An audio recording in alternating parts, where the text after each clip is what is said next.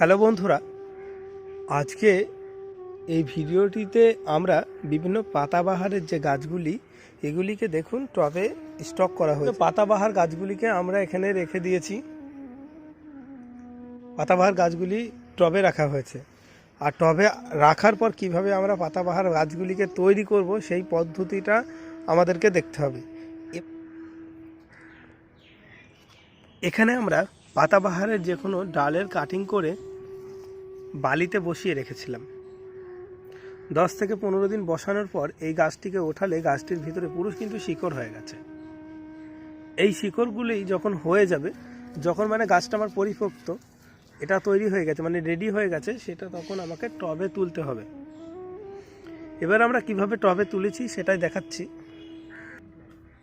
এই গাছগুলি একটু মনে হচ্ছে জল লাগবে, এগুলি আজকে সকালেই টবে ট্রান্সফার করা হয়েছে ওখান থেকে।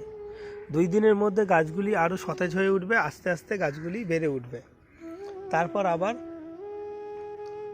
আগের মতো পরিপূর্ণ হয়ে ভরে উঠবে একটা সুন্দর বাগান।